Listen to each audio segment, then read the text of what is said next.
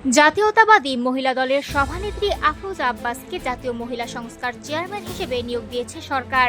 এই নিয়োগকে ঘিরে রাজনৈতিক অঙ্গন ও নারী উন্নয়ন সংশ্লিষ্ট মহলে শুরু হয়েছে নতুন আলোচনা। মঙ্গলবার 16 জুন জনপ্রশাসন মন্ত্রণালয় থেকে জারি করা এক প্রজ্ঞাপনে এ তথ্য জানানো হয়। প্রজ্ঞাপনে বলা হয়েছে, মহিলা ও শিশু বিষয়ক মন্ত্রণালয়ের অনুরোধের পরিপ্রেক্ষিতে জাতীয় মহিলা সংস্থা আইন 1991 এর ধারা 8 এর বিধান অনুযায়ী আফরোজা আব্বাসকে চেয়ারম্যান পদে নিয়োগ দেওয়া হয়েছে।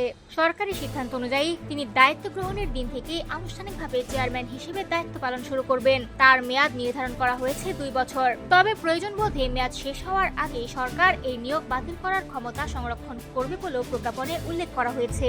রাজনীতিতে দীর্ঘদিনের সক্রিয় ভূমিকার পাশাপাশি নারী অধিকার ও নারীর অংশগ্রহণমূলক কর্মকাণ্ডে আফরোজা আব্বাসের সম্পৃক্ততা রয়েছে বলে মনে করেন সংশ্লিষ্টরা। ফলে জাতীয় মহিলা সংস্থার নেতৃত্বে তার এই নতুন দায়িত্বকে গুরুত্বপূর্ণ হিসেবেই দেখা হচ্ছে। বিশেষজ্ঞদের মতে, দেশের নারী উন্নয়ন, দক্ষতা বৃদ্ধি, অর্থনৈতিক ক্ষমতায়ন এবং বিভিন্ন সামাজিক কর্মসূচি বাস্তবায়নের ক্ষেত্রে জাতীয় মহিলা সংস্থা গুরুত্বপূর্ণ ভূমিকা পালন করে থাকে। সেই জায়গা থেকে চেয়ারম্যান হিসেবে আফরোজা আব্বাসের নেতৃত্ব সংস্থাটির কার্যক্রমে নতুন গতি আনতে পারে বলেও আশা করা হচ্ছে। এদিকে তার এই নিয়োগকে কেন্দ্র করে রাজনৈতিক ও সামাজিক মহলে নানা প্রতিক্রিয়া দেখা যাচ্ছে। অনেকেই মনে করছেন, নারী উন্নয়ন ও ক্ষমতায়নের লক্ষ্যে সরকারের বিভিন্ন কর্মসূচি বাস্তবায়নে তিনি গুরুত্বপূর্ণ অবদান রাখতে পারবেন।